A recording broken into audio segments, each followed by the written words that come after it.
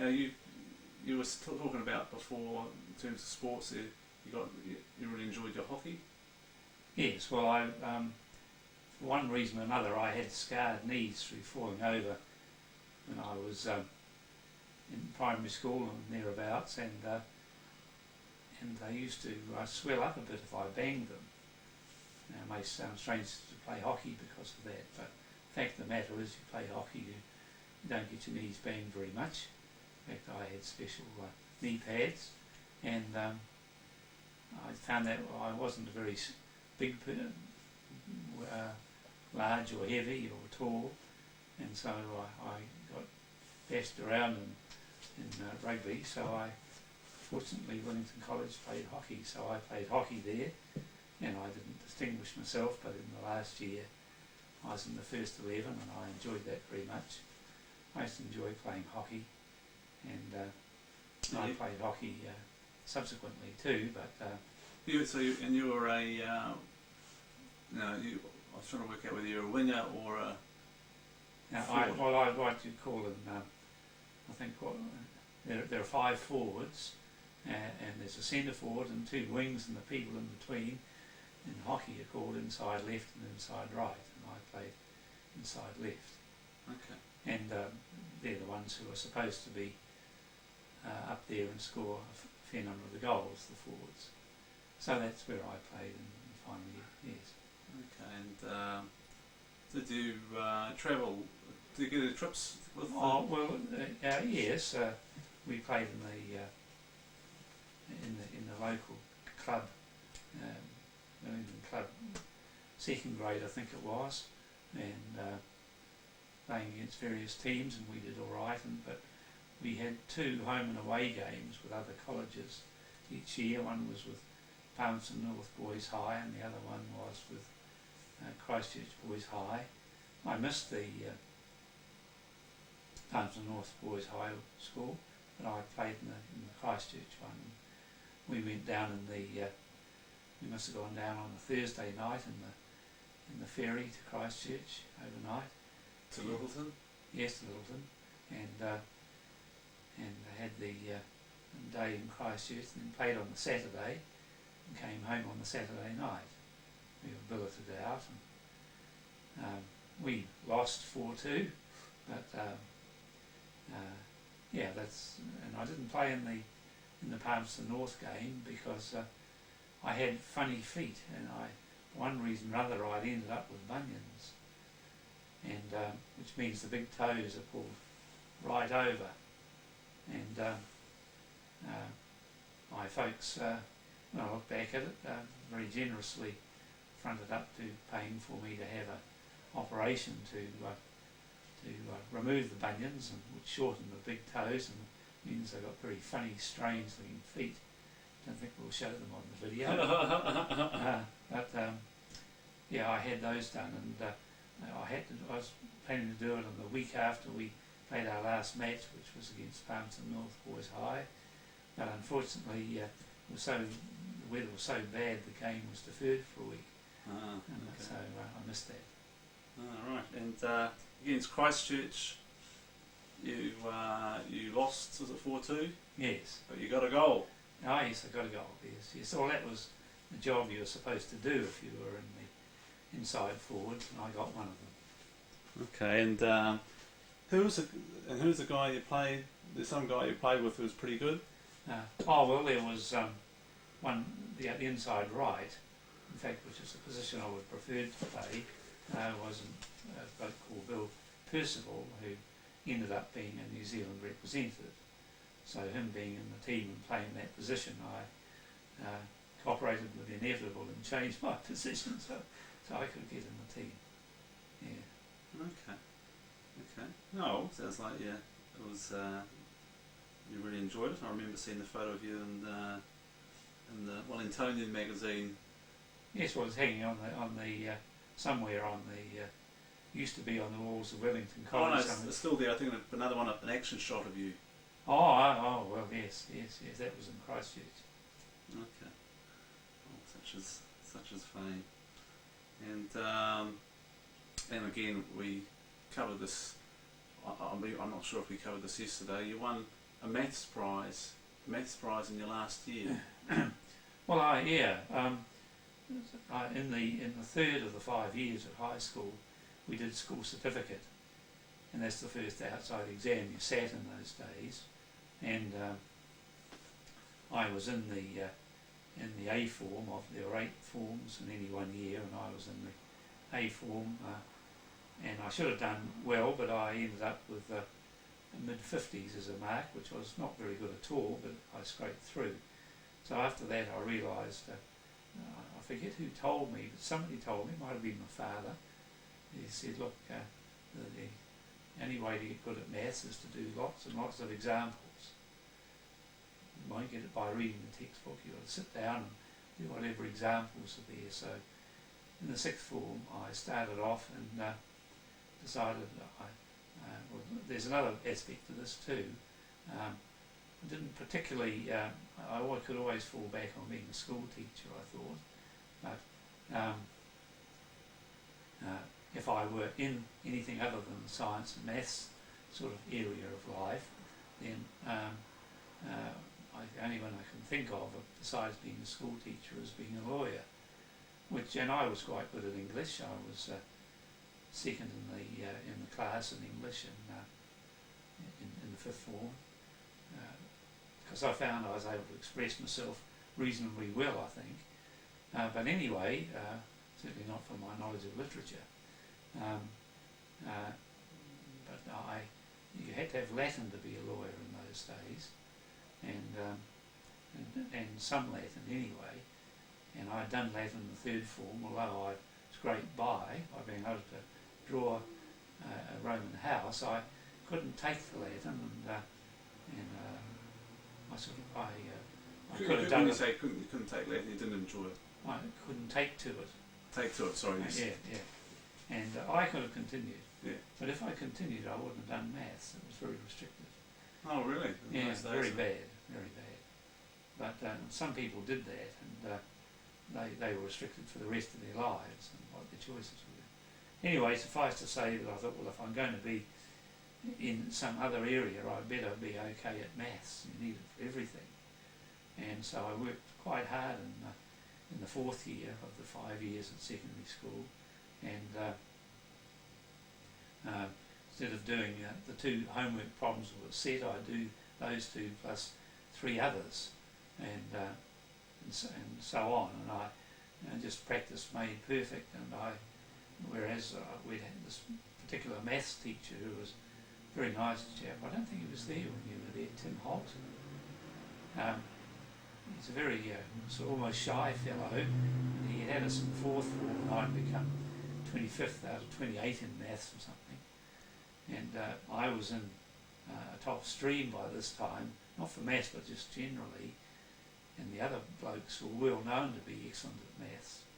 And he had his mid-year exam, and This is in year 10 or the 3rd year of...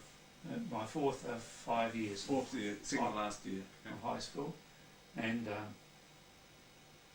had that exam, and at the end of it, old Tim Holt came in a couple of days later and said, well, there seems to be some anomalies in the result. He didn't tell us what they were, as I remember. Well, maybe he did. He maybe handed them out. Said there's some anomalies in the result, and I'd like to have another test. So I'm almost certain that the anomaly was that I just have come top of the test. So he thereupon gave us another test. No warning, no nothing. I don't know whether he thought there'd been some sort of cribbing or something going on, which there hadn't been.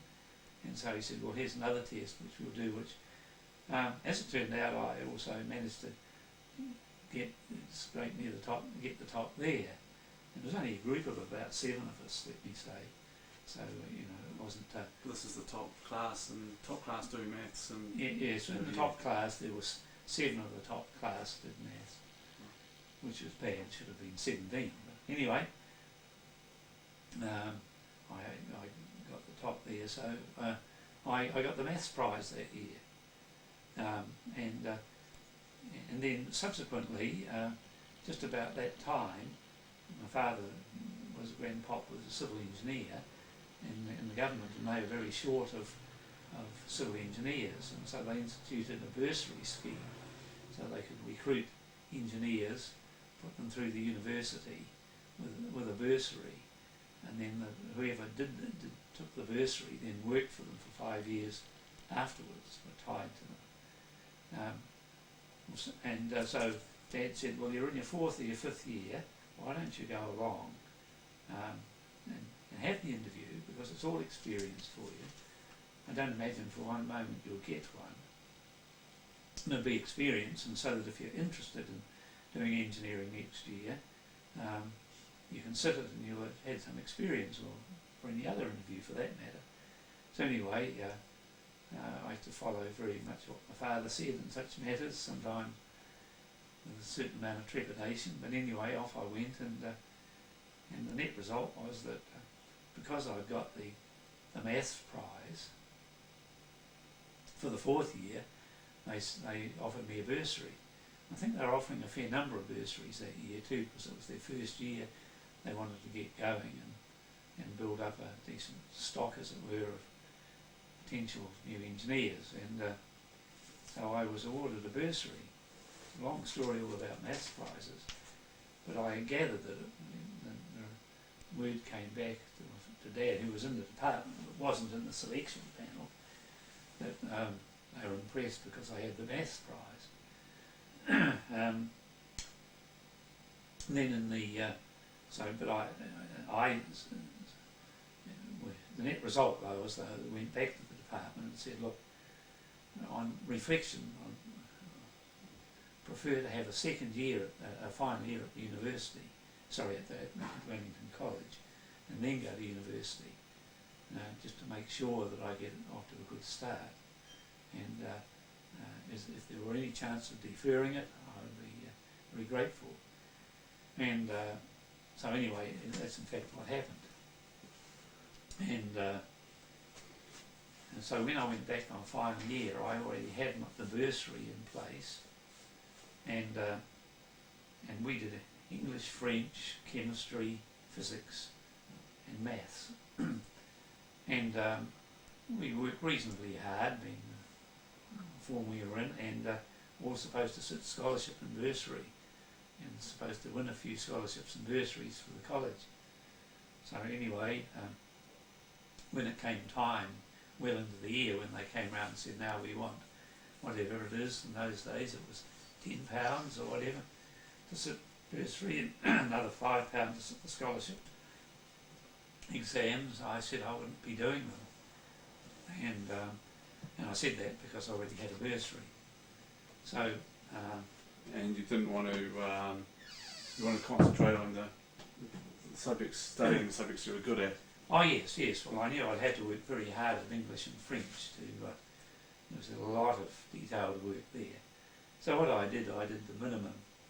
I did enough in English and French through the rest of the year, and concentrated on the others. And anyway, the net result was that I continued to work hard at maths, and Dave Tierney, a long-time friend of mine, and I were joint winners of the maths prize. This is in the final year. Okay. Yeah. Oh, great.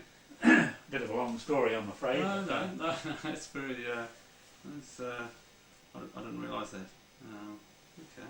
And you mentioned Dave Tierney, and who was the other guy? There's another guy, mate, in terms of your friends from school.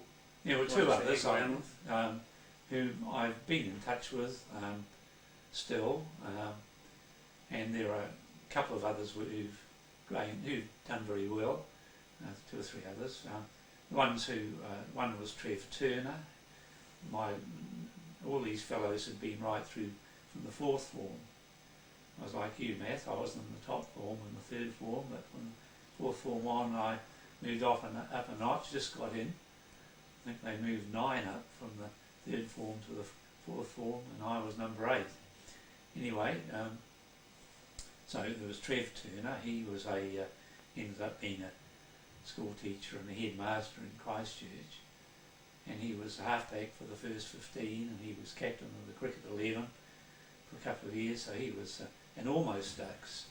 He was runner-up to Ducks, Dave Tierney, who I mentioned, went on and we did engineering at the same time, and then he came to Sydney and set up his own practice finally, and he's currently in Sydney, almost retired there, and he and his firm, he led the team that designed the Olympic flame set up at the Olympic Games for Sydney, where it rose from a pool of water, and Kathy Freeman, the yeah, Aboriginal woman athlete, yeah, okay. and then went up a long tower, and then there was another one, Bill Taylor, who became an accountant and still lives up the coast from Wellington at Otaki. I saw him at the college reunion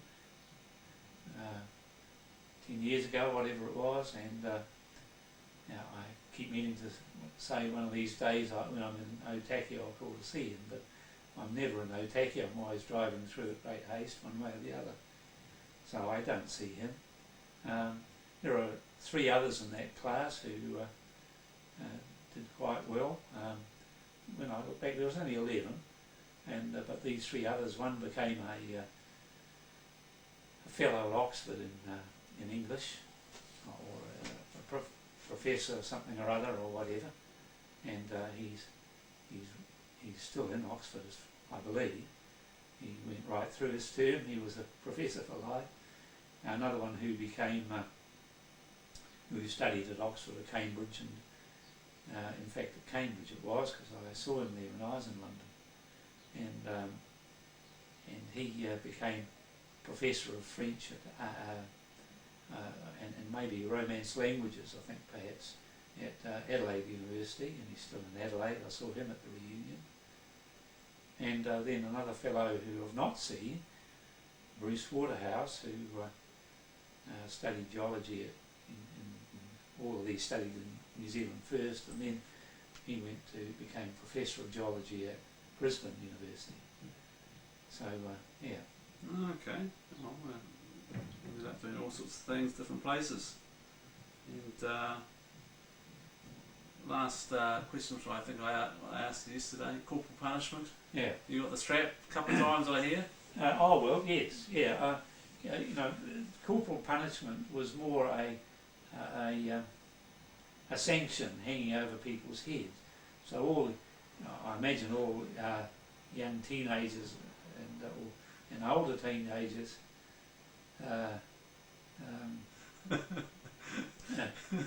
muck around a bit and speak out of turn in class and horse around or something.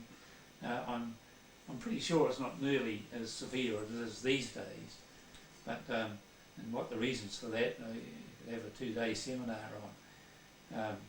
But suffice to say that many of the teachers, the first thing was we were sent out of the room if you're fooling around unnecessarily, and you may or may not get the strap, and the teacher came out at the end of the time.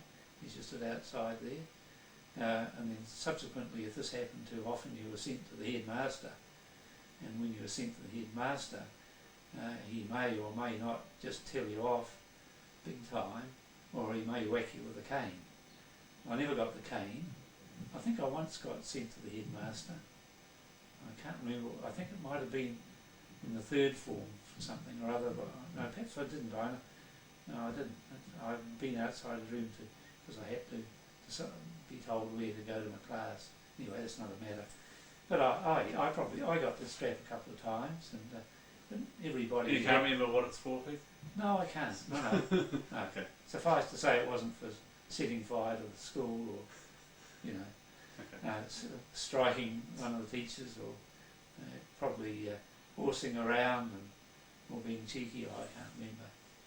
No, but wasn't a great future in it. You learned after a while. So I've got to say that I don't think corporal punishment did any harm to the moral fabric of the 3,000 or more boys that I saw at Wellington College. It just curbed some of the more boisterous ones. Okay. Which wasn't a bad idea. Just before we move on to the next, the into the next stage of the oral history, sort of university. Any other comments on high school? General comments on times at high school, college? Oh well, no. Although this was in my first year at college, was the year World War II ended, 1945, August 45, and that was a great relief to the What people. did you do on VE? Is it VE Day? Or when the Oh well, and when war ceased in Europe, it was VE. yeah. I think that was May 45, and then August 45, a few days after the dropping of the atom bomb, was VJ Day. In both cases, the school was let off for the day. Oh When the really? news came, and everybody went.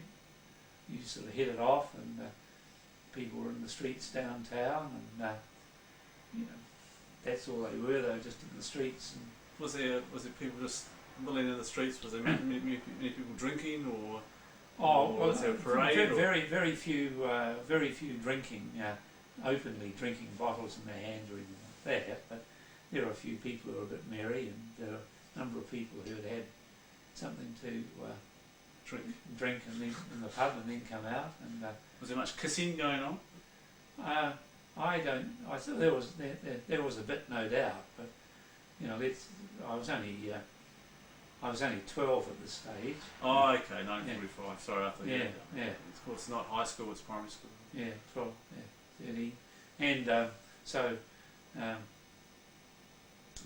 for sure there was, but at that stage, of course, most of the servicemen were still overseas. The New Zealand divisions, one was in Italy, and one was up in the islands, and then of course there were people in the Air Force who would be all in Europe mostly, some flying the Pacific, quite a few flying the Pacific Islands, and so yes, there was general celebration, which I'm sure I could tell you more about if I'd been older. Right. Okay, we'll just have a break for 1 minute, have a stretch, and we'll go on with our next section. Okay. Right. So after high school, Dad, you went to university. You had a year at Victoria, and then several years at Canterbury University. Is that right? Yes, that's right. Yeah. Doing a civil engineering degree. Yes. Yeah, that's right. Yeah, the first year was engineering intermediate, but there were no specific engineering subjects. It was mathematics and applied mathematics, chemistry and physics, and that's what you had to get passes into. That was called your engineering intermediate when you had those 4 subjects. Okay.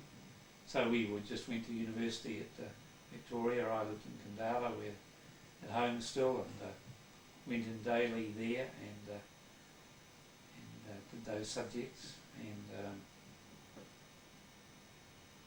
Victoria University was a smaller place in that in those days the commerce and law students were all night class people, so they weren't there during the day. They were working in law and as law clerks or accounts clerks, and at night then going and studying their accountancy or law. Okay. Anyway, suffice to say we were full time, and that was quite a full year, and kept us busy, and a reasonable group of people from Wellington College, so I knew a number of people there, and then got to know other people, and I played hockey, not particular, nothing particular to say that I played hockey, and What, were there any girls at university? no, there weren't in those days. There weren't a lot. No. For instance, later at engineering school, there were none. There might have been one woman in chemical engineering at one stage appeared on the scene, but there were none in engineering. But no, I would say they'd be lucky to be 15% sort of thing, women. Tough times. Oh well, that's the way life was. Women used to generally go into the, it was thought that, women tended to become teachers and Nuisance. nurses and also people got married a lot younger in those days. Anyway, that was the way of the world. And in those days, for instance, there were different scales of pay for men and women in the public service. Like the public service had level grade 8 clerks, grade 7 clerks, etc., up to grade 1 and all this sort of thing. And they'd have different pay rates for women. That's right, that's right up into the early 70s, wasn't it? Well, I don't know when it changed, but certainly in the 1950s that was so. But yes, there weren't that many women there. Yeah, there were some women in our general science classes and maths classes and so on. And then you had a year at, and after Victoria, you had a year at, you had 3 years at Canterbury. Yes, that's right. Yeah, I was still on this Ministry of Works bursary, which paid my fees and then gave me enough money to just pay for my board. Was that higher than? Was that better than the bursaries at the? Oh yes. Okay. Yes, it was. But the bursary you got out of the one you got out of The education would pay all your fees, plus, in fact, everybody had their fees paid for pretty much. Very few did not pay. Very few paid fees. But the bursary, bursary and scholarships that you got would pay, whereas ours would cover the cost of going to a hostel, living there. The hostel just cover it. Theirs would cover about a half, I think. Okay. And but then in those days there was no unemployment in New Zealand. There was overemployment, so that employers were constantly looking. Or underemployment. Yeah, underemployment. Yeah. Well, whatever you call it. Yeah, there was. Whatever you call it, there were very few people unemployed. Yes. And I don't know who they were, whether they were violin makers in Waikakamukau or something. But very few, and so that in the holidays you could get work, and and the Ministry of Works gave us work on their projects during the vacation as part of the deal. And during that 3 months vacation, I saved £60, which was about 50% of my cost of boarding for the year. So it was a supplement. That was sort of living costs. So I managed to live. So the first, okay. So sorry I interrupted you. No, it's all right. I was saying the first holidays you worked at whereabouts? Well, there are 4 different holidays. Immediately before I started university, I worked in William Cable's, which was in Kaiwara, down the hill from where we lived in Wellington, and that was an engineering workshop, and they did all sorts of general repair works to ships and anything else that required mechanical engineering. And I was just a labourer there, and I hated it. What was that? Oh, I hated working in a machine shop like that in industrial conditions, and so, rightly or wrongly. And then subsequently I worked in, they were building the Rimataka Tunnel between Wellington and Marsden at the time. I went and worked up there for 3 months with Dave Tearley in this case. Was he on the Ministry of Works? Yeah, he scheme as well? Yes, he was. Yeah. Oh, okay. He applied for it in last year at high school? His last year, yes. Oh, okay. And so you lived up there? Oh, we lived at Trentham. Okay. Trentham Camp, and we were just just hangers on really. We were supposed to be fitters labourers holidays, the people who maintained the equipment and so on, and we were supposed to do that.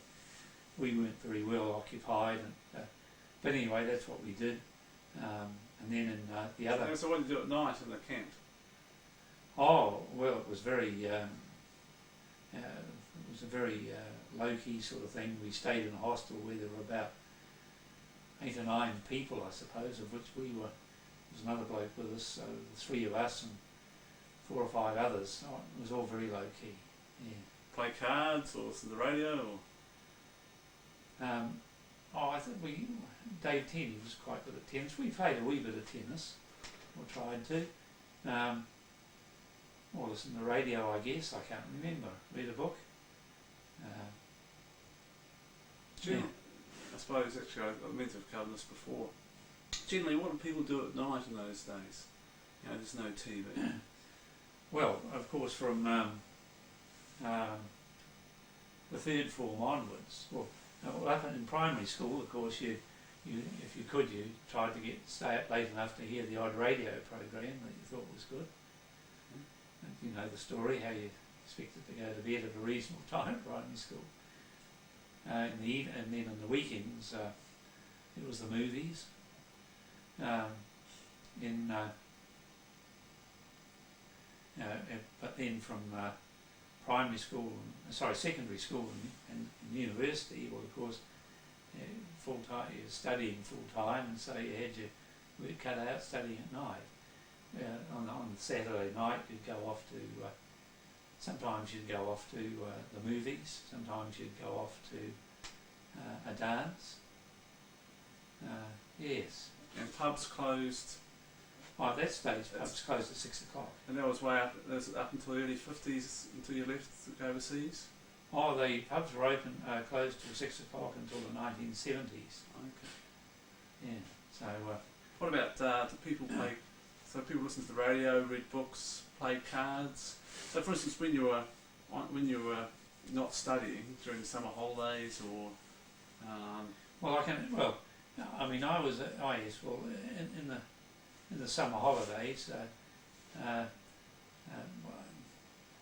two of the 3 summer holidays, I was up at, I mentioned about Trentham Camp and the engineering workshop at Iwarra near Wellington. And the other 2, I went up on the Waikato River where they were building large hydroelectric schemes, and they had large camps there, and I was there, and both cases there were about 6 or 8 other engineering students doing the same, working in their vacations. Okay. So in the evenings, in this particular camp, it was well set up. They had table tennis tables and a billiard table. I never did any billiards, but this is during the week.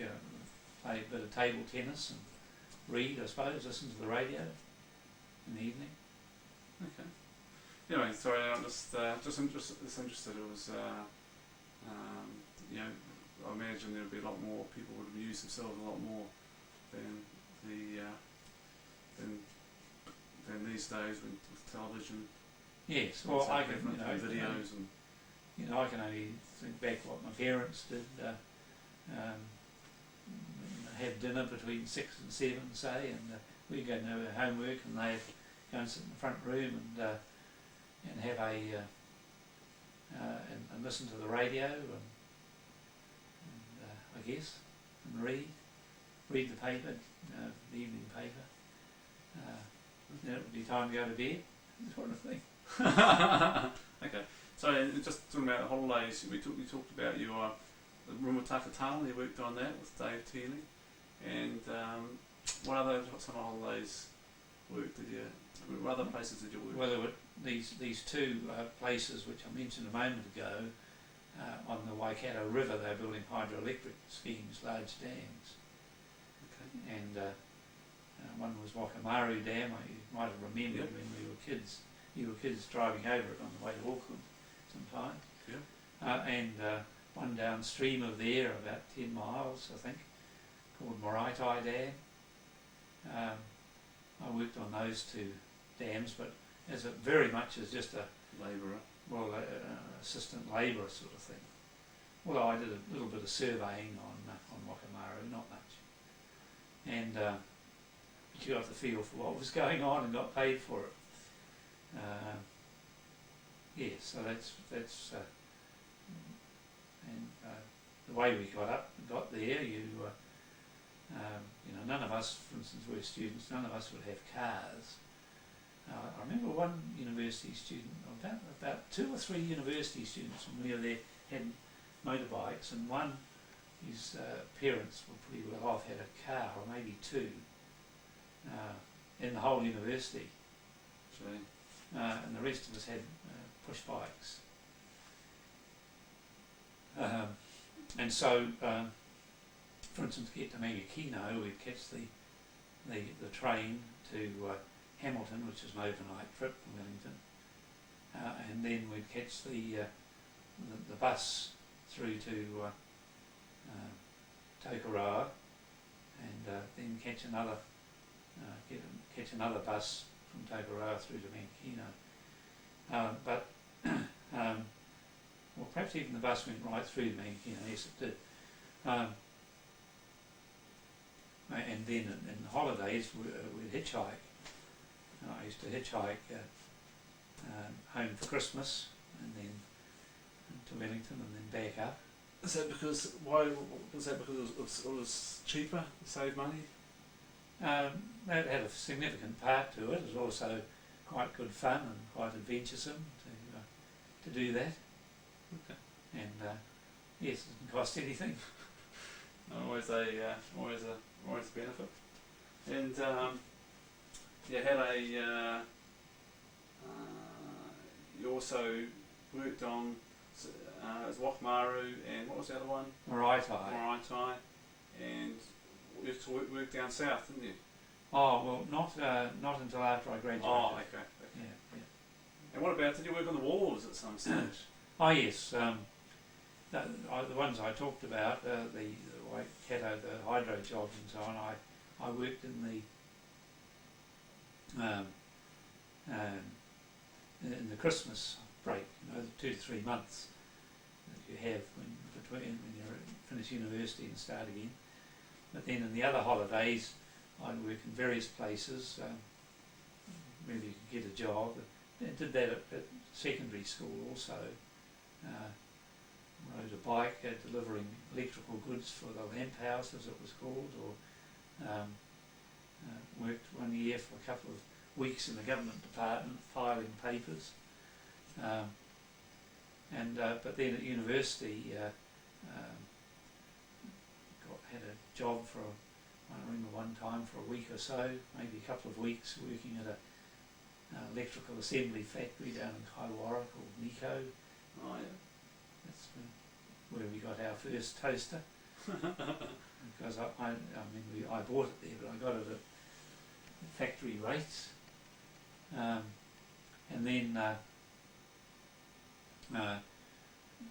yes, I had a job with the Shell Company painting down in their depot at Thorndon, where they kept all their lubricant drums, these steel drums, and I had the job of painting the tops of them. It was bitterly cold, and I was going home one night. I was getting £2 a week, I think it was, and bitterly cold. I was going home in the train. I met some bloke who'd been working on the wharf. He said, "Oh, I'm okay. When it's cold and wet as this, we don't work on the wharf." And he told me how you got a job. So I left my painting drums job and went and got a job on the wharf. This would be maybe in my first year at university. I'm not sure, and it might have been while I was still at secondary school. But thereafter, I used to go down. I think it was still at secondary school. In the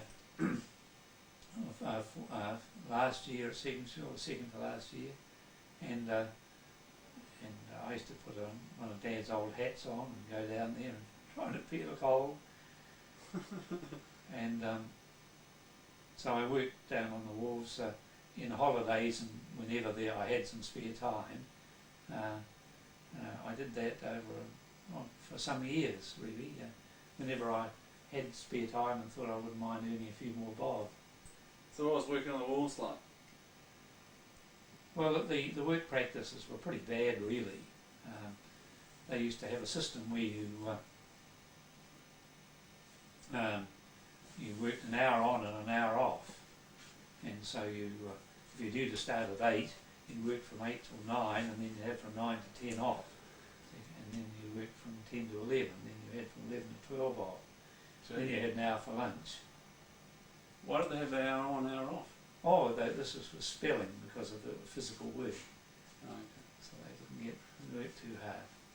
And so if you worked it right, they quite often work it so that at 5 o'clock they had a few goods still left to go on a boat that was due to sail that night. And most times, in fact, you got between you stopped at 5, and between 5 and 6 you were supposed to get something to eat, and then you worked from 6 to 9. Well, under the spelling system, if you could so work it that you were on the your hour off was between 6 and 7, then you work between 7 and 8, and then catch the train home and be home well before 9 when you were paid till.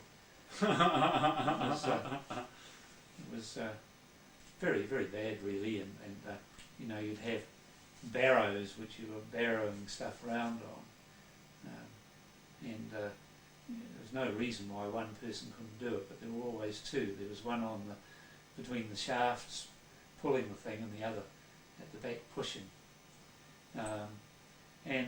So you hear this talk in New Zealand about the 1951 strike and how terrible it was, oppressive of labour was, the government trying to crack down on these terrible practices. Was there much pilfering that went Oh, on? a reasonable amount. Yes, pilfering. When working on a coastal freighter or other ships where loading apples, for instance, the first few cases of apples would come down, and they'd purposely drop one fairly hard and break one of the cases, so that case would be lifted out and taken to the corner because you couldn't ship pilfered apples, and everybody had. You couldn't shift damaged apples. Well, I don't know, whatever it was, Yeah. everybody. Correct. Yeah, and there were other stuff pilfered. I didn't see too much of that, but it went on because sort of hard the tally clerk coming around trying to find various things which had been pilfered. Yeah. So yes, it was, and of course got paid a lot more than painting drums for the shell company. But it was really, the work practices were pretty bad, all right. And so getting back to uni, Dad, did you when you came back down to Canterbury University, what was Canterbury University like? Did you enjoy that more than Victoria? Oh, I think it was there was no problem with either one. When I was at Victoria, I was extremely busy, but I was in a town I knew and living at home, and quite a number of the blokes I'd been to school with were there and met others, and so I had an enjoyable time, and then went to Canterbury, and of course we had to find accommodation, and but once again some of the people who I'd been at Wellington with, doing engineering with, they were Wellington College boys or not, we went to Canterbury to do engineering, so there was a hard core of people you knew, and you were kept very busy, and so both parts were very structured, and I think I respond well to a structured situation, and structured learning, and there was sufficient sporting activity to be structured, and there were, and so there was no sort of preference one against the other. As for accommodation, went down to Christchurch, and very few people flattered in those days. I found private board through the university, and for the first year, and stayed in the house, somebody's house, and they gave me breakfast and dinner and a cut lunch, and I used to cycle to university every day and back, always against the wind. The wind always seems to change. About maybe a mile and a half, not sure. And then, because Christchurch is very good like that, cycling. Then in the last 2 years at university in Christchurch, I was at the hostel, which was a series of half a dozen big old houses right across the road from the university. And what was that, Rolleston House? Rolleston House, yeah. And the meals were pretty very ordinary. Not as good as the board. Probably not as good as the board, but certainly not as good as home, where Nana was an excellent cook. But I mean, we did all right, and it was great to be there, and once again with a group of 70 or 80 boys. They were all boys, young men, I suppose I should say, and straight across the road from the university.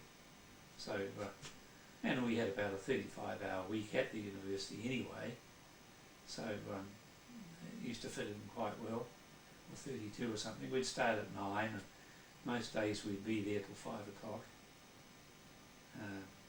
And then you would come home and have something to eat and study most weeknights. Oh yes. And Friday, Saturday nights, what would you do during those nights?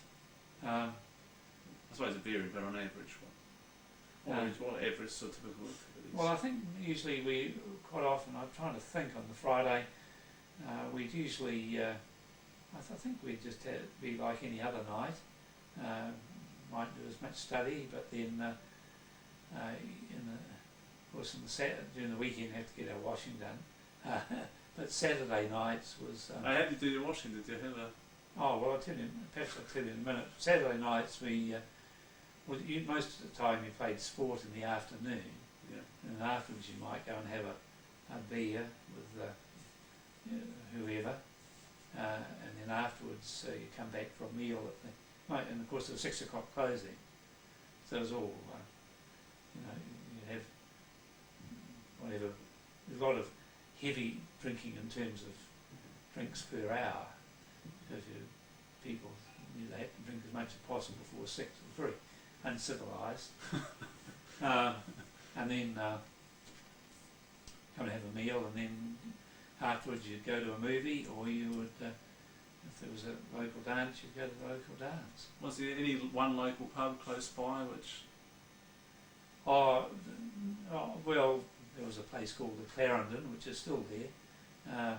So it's a different form now, but it was, but no big deal. It didn't have any significant atmosphere about it. Most of the pubs were sort of booze barney places. Okay, so. All right, and then on Sundays, what was a typical Sunday? A bit of study, a bit of a sleeping. Yeah, I guess you'd try and get your washing done. You were asking about the washing.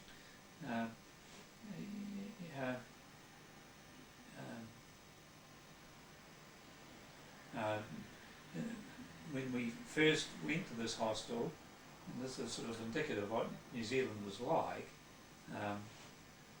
there were 70 or 75 blokes staying there, and they had a laundry which consisted of 2 laundry tubs and a copper, which is a thing about the size of a washing machine, but it doesn't have no mechanical agitation. You just light a fire under it, fill it with water, light a fire under it and heat it up. With wood or coal? Or in this case it was gas, I think. Yeah, okay. I think it was. Anyway, it seemed to take a hell long time to heat up, and then you plonk all your stuff in it. Not your linen, you didn't have to, they did your linen for you. But all your other clothes you plonk in this thing, and wash them by hand and put them through the wringer. And then while I was there, they proposal that they would install a washing machine. And there's some of them blokes are up in arms about this because they reckon it wouldn't wash as well as boiling them in the cotton. Anyway, suffice to say they were put in, and we had. You weren't one of the Luddites there, Pete? No, not in that case. No. And you had a pretty bawdy annual dinner, from what I recollect from your little dinner programs. Oh, well, yeah, there'd be an annual dinner, but I mean, it wasn't salacious. It wasn't. There was some quite clever humour. Well, maybe you might call it clever, Pete, but the program and all the toasts looked quite bawdy to me. Well, yes, they were, but they were clever with it. Very bawdy and very clever, of course. Yes. Yeah, but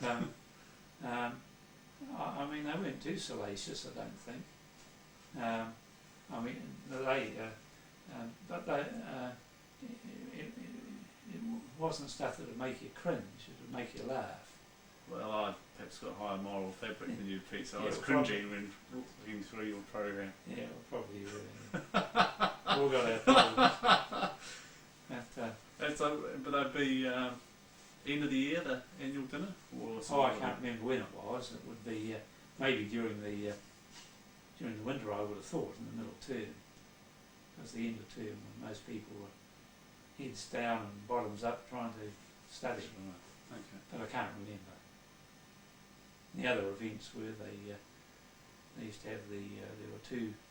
There's the engineers' ball and the Roslyn House ball, which we had dinner suits.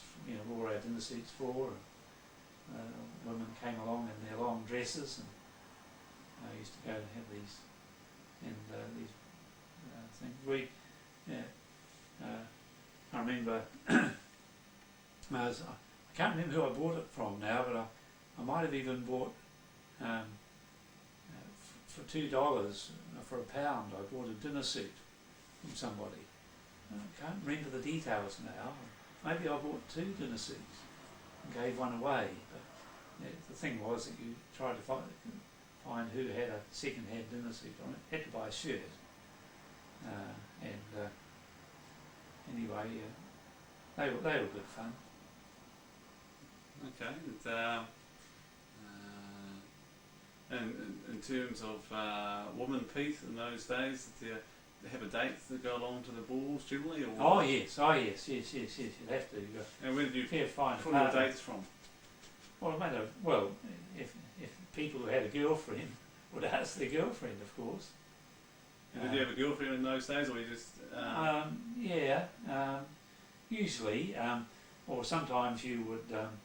You knew one of the balls was coming up, and you didn't have anybody steady at the time. You'd go to some dances to see if you could find somebody who you thought would be nice to take to the ball. Okay. So that was quite a common thing to. Can you remember any first names of the woman? Oh, yes, I can. Yes, I probably can. Yeah. It's like the question of why you got the strap. It was all. That's right. That's right. And now I've seen photos of you in a tutu from university days. Yes. Oh well, that once a year, all the universities. With makeup, I think, and looking quite drunk from what the photo looks like. Oh, I don't think so. But all the universities had an annual. In Victoria they called it the extravaganza, and in Wellington, for instance, they'd hire the Opera House and put on the university extrav, as it was called, and they would put on a sort of fairly bawdy show. Well, I hope you didn't get too involved. No, but they used to do this every year, and various people would do this thing amazing. They'd also have a university procession through town with floats, and anyway, the where I was, Rolleston House, had a sort of tradition that 4 or 5 people would form a ballet group, and it was a spoof, you know. And this is blokes doing a ballet. So you didn't actually do ballet all during university? No. Sorry. No, and I think this was the Dance League. It was something from Gilbert Sullivan, Sugar Plum Fairy, or maybe one from proper ballet. Anyway, there were 5 of us did this ballet, and we used to dress up. Oh, the Dance of the Flowers, that's right, from the Nutcracker Suite, of course. And we used to come and dance this, and I suppose we looked pretty grotesque with our hairy legs, but we used to do this, and it was also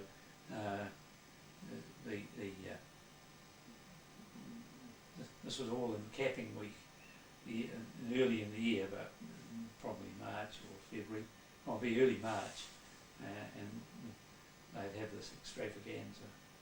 And but anyway, this ballet used to meet every night. We used to get maybe there were 8 of us, I think. Anyway, we got a 5-gallon keg of beer every damn night, and we're supposed to drink this. It was terrible beer, absolutely terrible. We never drank it all. But anyway, I mean it was no harm done in the end, and I mean we weren't rolling around and paralytic. Somehow we made this and had a few beers, and then went down and did our ballet at the Theatre Royal in Christchurch. Okay. Oh, it sounds good fun. And you were I saw a photo of you with a false beard. That was in the procession, yeah. Yes, that's right. Yeah. And so I had a false. Yeah, I actually got it for that, and that's the beard you ended up with as a kid. Okay. So,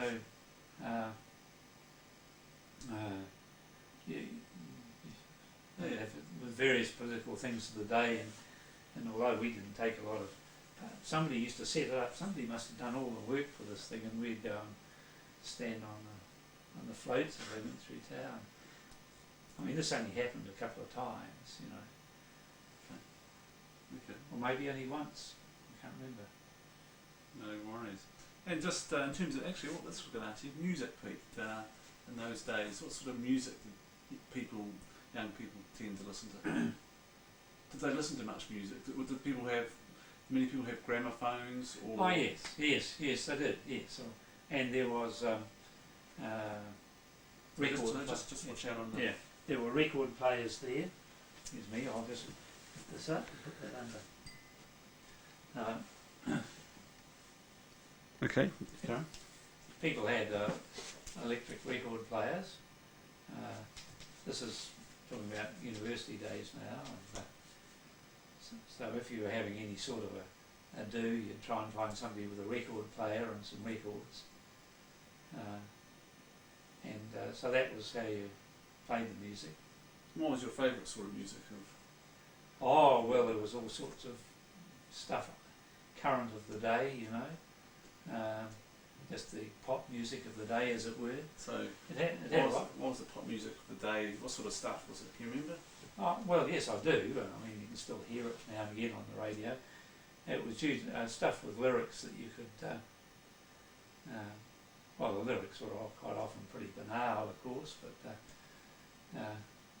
because I'm old and reactionary, I feel that they were probably a bit more tuneful than today. Well, sort of, just name a couple of songs that you can remember. Can you remember, or the chorus?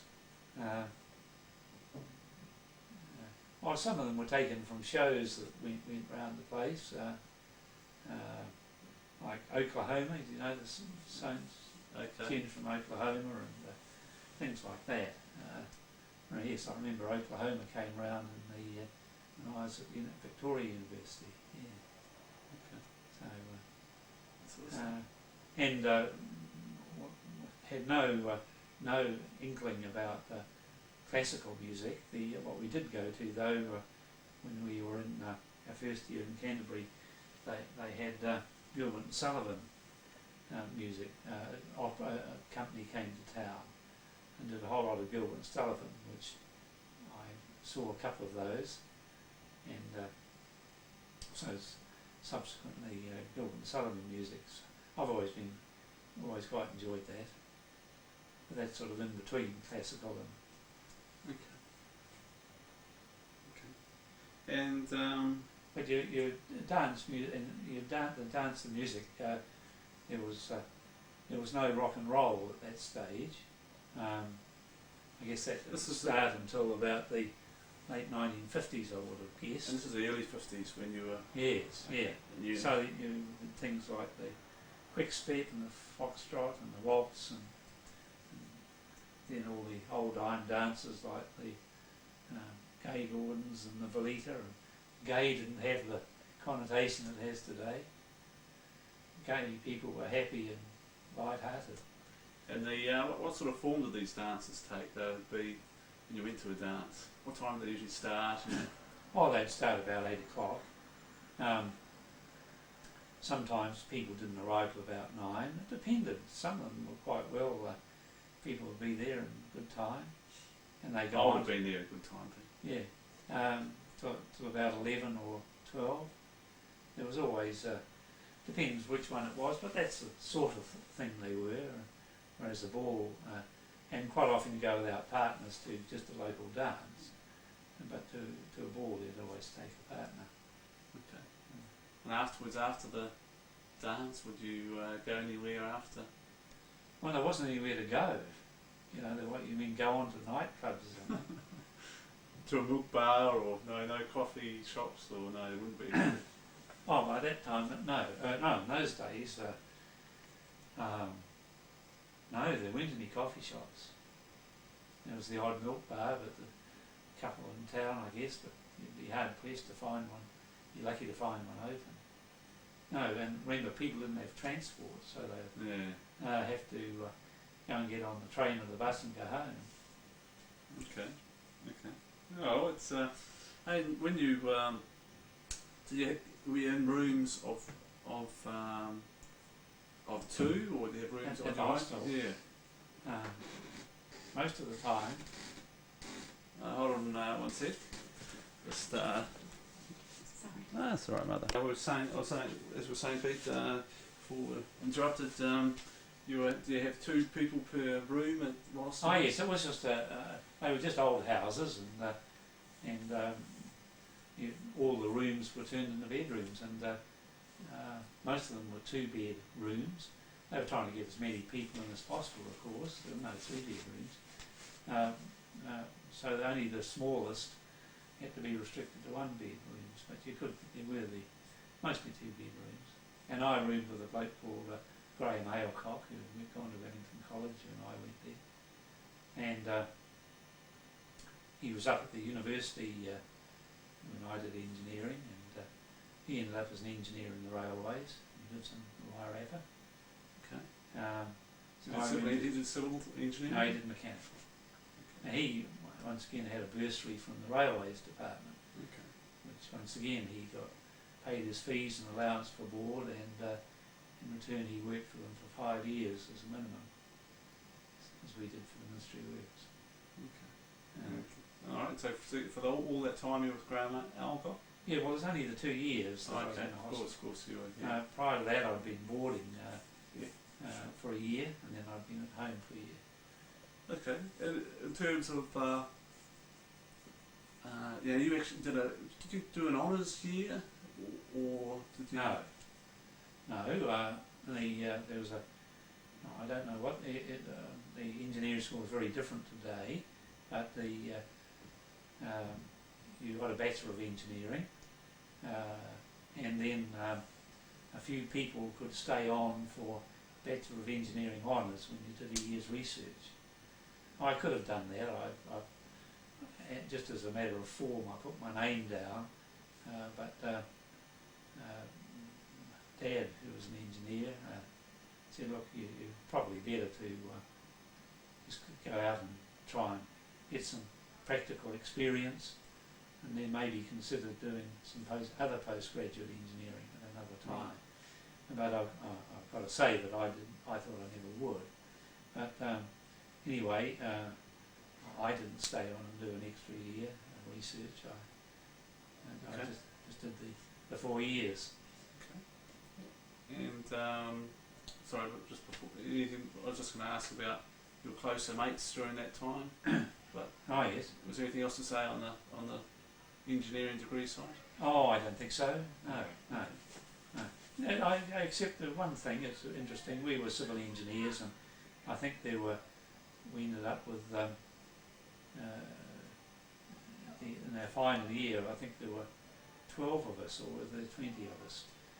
Not a big group anyway, and there were mechanical engineers, electrical engineers, chemical engineers, and part of mechanical was, they were either mechanical automotive, mechanical production, and mechanical aeronautical. So is that 20 civil engineers or 20?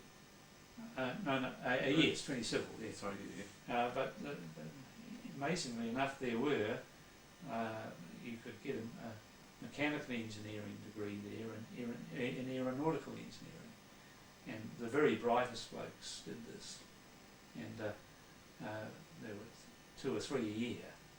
And so anyway, it wasn't a large engineering school, but it was amazing the wide area they taught. And now when I go down there, I do a bit of lecturing there. There will be 120 civil engineering students in the year I'm talking to. And nowadays. I should remember, I was going to say it was 12, that can't be enough.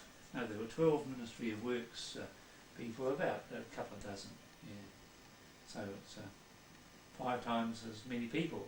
But of course New Zealand was a country of maybe 1 to 1.5 million people, and of course tertiary education was not in such, not so many people went to do it. So now we're a country of about 4 million, so yeah. So in terms of your mates at university, your closer mates were, I suppose, Graham Alcock? Yeah, there was Graham Alcock, who'd gone to Wellington College but not in my year, and there was Dave Tierney, whom I've mentioned. I guess there was another. Those are the 2 main ones, I think.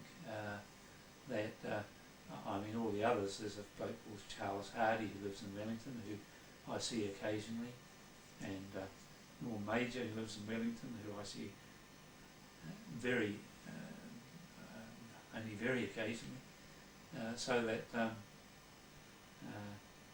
yes,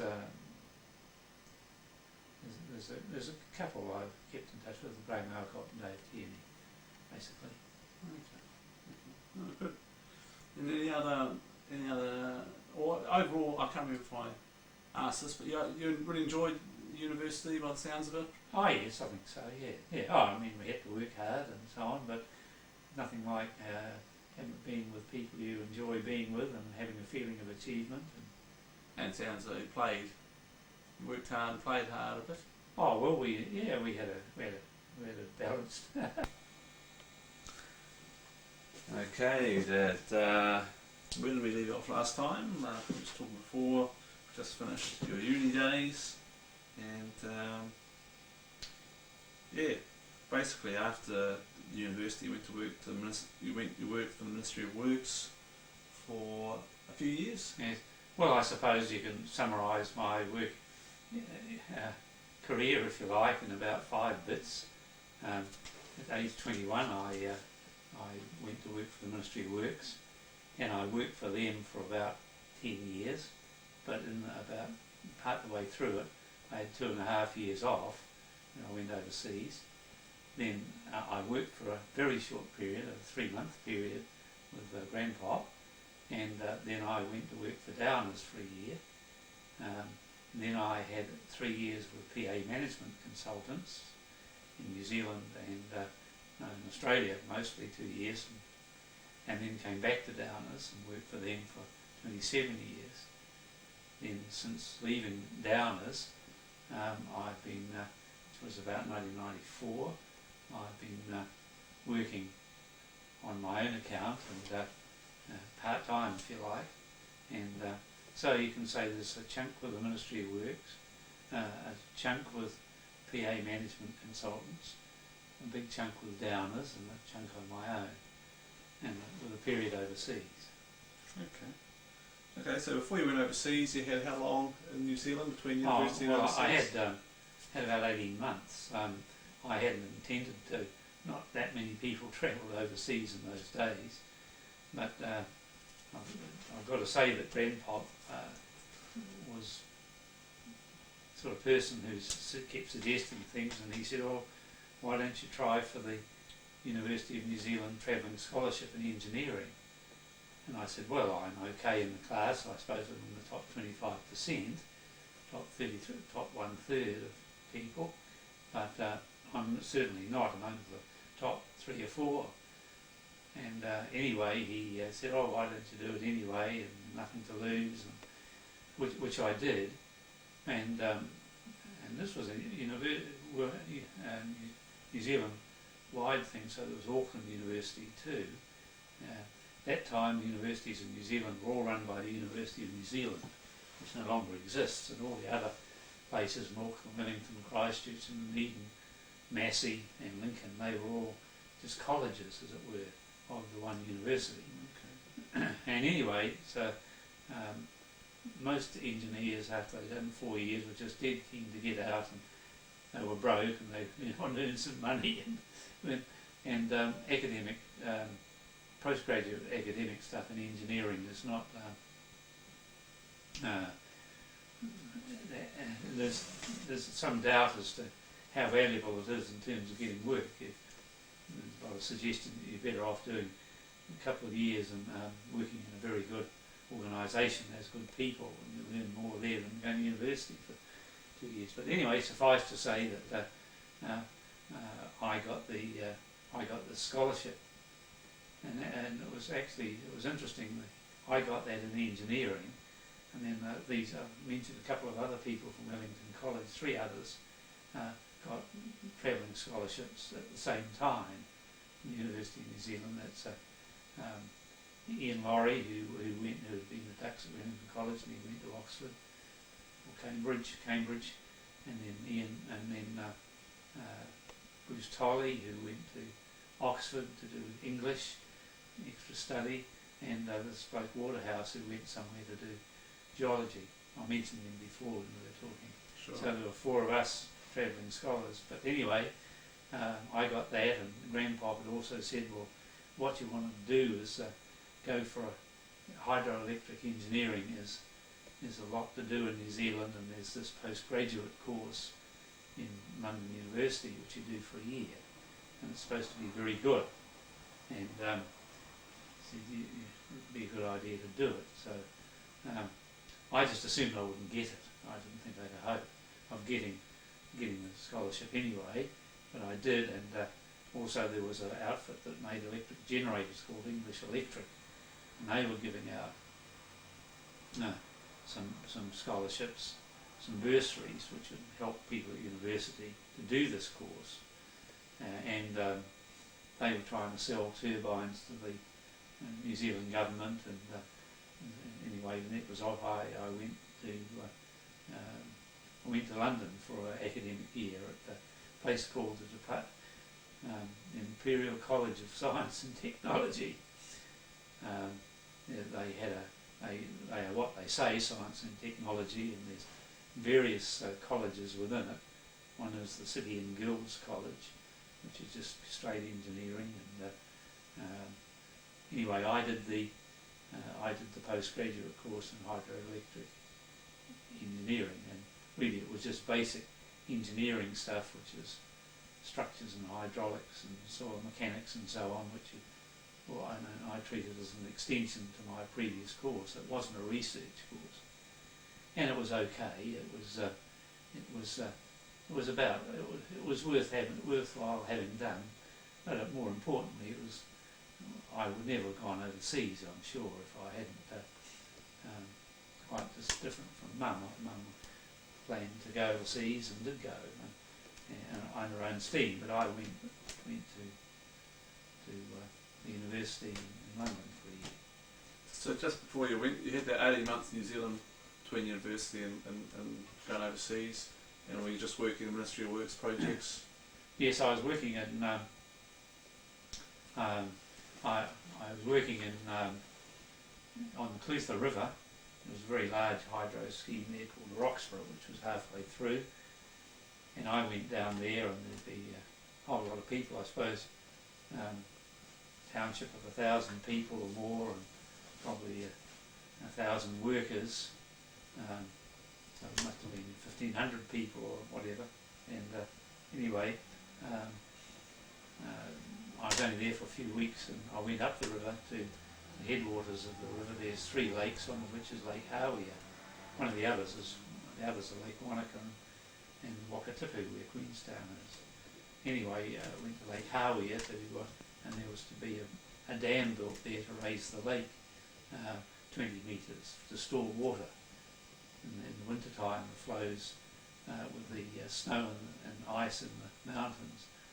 There's no rain. Any rain there is mostly snow and ice up in the mountains. So if you're running a hydro scheme, the idea is to try and store the water in the lakes during the summer, in the spring particularly, when the snow and ice thaws, lakes fill. Instead of spilling it, you store it, and then you let it down in the winter, which is the way 3 of the major lakes in New Zealand are like that, feeding rivers, like a storage battery, if you like. Anyway, we were to build the. We were the start of people to start building this dam, but there was nobody there when I got there. That's called the Roxburgh Dam, was it? No, Roxburgh was the dam I went to first, and I was only there for about 3 or 4 weeks. Lake Hawea is Lake Hawea Dam, is it? Well, it's the outlet dam to Lake Hawea. Yeah. Okay, that feeds into. It feeds into the Clutha River. Okay, and this Lake Hawea, it's not actual generating to it's just a storage thing. Storage which feeds into the Clutha River, and there's another dam downstream. At that time, there was the Roxburgh Dam. Okay, so it's storing for the Roxburgh Dam. It basically. was indeed, yes. Yes, gotcha. And now there's also the Clyde Dam, which is which is a bit closer, but it's on the river also, and so it's any water that is stored in Hawea goes through 2 lots of generators on its way to the sea. Okay, so it goes the lake at Hawea, in the Roxburgh Dam, and then the Clyde Dam. No, the other way round actually, Clyde and then Roxburgh. Yeah. Oh, okay. Yeah. And but anyway, when we were there, there was nothing there, and they had. I was very green, and they were building dams on the. They built works on the Waitaki River, next catchment up from the Clutha, New Zealand, very large river, and the Clutha's got the highest flow in New Zealand, the rivers, and the Waitaki's will probably be next. And then, but they had some people coming free from their work on the Waitaki River, and they sent about 20 of these single blokes down with me and a whole lot of old sheds, and said, now we will send you some portable houses over, and you can make the houses into a village to house married people. So there wasn't very much dam building going on, and we spent most of our time building the sort of township of about 60 houses, 80 houses, something like that. Can't remember how many, 40, whatever, and the roads and the water supply and so on, so that these other people could come over. So there wasn't much dam building went on. Right. And it was from there, after 18 months, that I headed to London. Okay. And all right. So, was that where you met Doug Ritchie, Lake Howie? No, I met Doug Ritchie during my university days, when on the holidays we worked in the Waikato River. That's the biggest river in the North Island, where they're building dams, and he was there doing his holiday work as I was. So that's where I met Doug. Okay. And what were you guys doing there? Just labouring? What, in the Waikato? Oh yes, we were just labouring. We were assistant labourers, if you like. Pretty not hell of a use. Do a charades. E. I recorded that, Pete, just for posterity. Oh, God. Okay, you're recording now. Oh, am I? Yes, Pete and I lost the charades last night to Ange and Mum. Pipped at the post, weren't we, Pete? Yes. Okay, we're talking about, I think we're just talking about, we just finished talking about your Waikato Dam during your holidays. That's where you met Doug Ritchie, who's a good friend of yours, and still see a lot of him. But okay, right. So, but basically, we're just about to talk about going overseas, and so basically, you lived down South Island for 18 months. Yes, well, of course, I've been 3 years at Christchurch, which is in the South Island, and then 18 months at Lake Howie. Okay. South Island, yeah. And so, how did you get to London? Well, I was booked on a ship. Everybody went by ship in those days. I don't know anybody who went to England by commercial plane. It would be quite. Just wouldn't be contemplated. But so I booked on a ship, and Grandpop, who was working in the Ministry of Works, knew people in all sorts of departments. Now what level was he then? Was he still the chief design engineer, or was he? Oh no, he. I'm just trying to remember. He might have been very senior in the Ministry of Works. He in his last, he might have even been engineer in chief, which is the more or less the head of the department. Okay. If he wasn't, he was on his way. Okay. Anyway, he dealt with all sorts of people in the Defence Force and so on. The Ministry of Works did all the engineering and construction for all government departments, including the services. So, anyway, he heard of that one of these, talking to one of these defence personnel, and he was a defence fellow. I said, "Well, I think his son or somebody had flown over with the Air Force to England, and he was able to do so."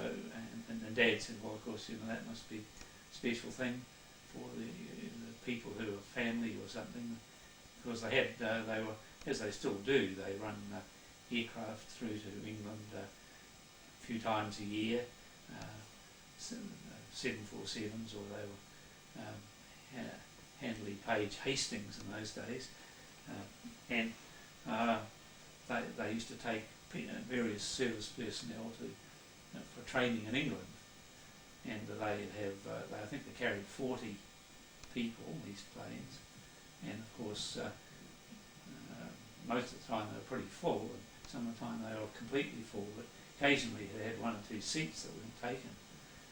And he heard about this one fellow who had gone over because he was, I think, working in the Department of Scientific and Industrial Research, and he had to go to England to do some stuff, and because he was and he was not going commercially,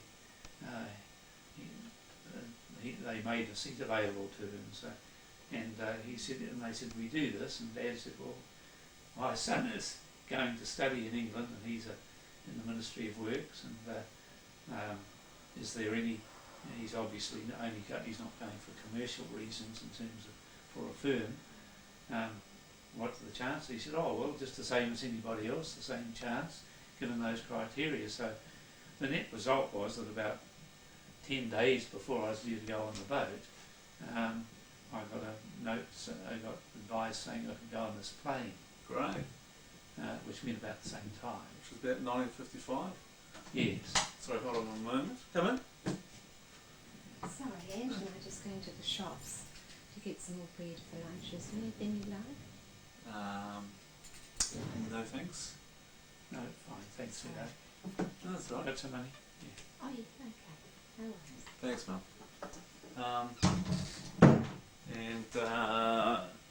Okay, so you went on the plane.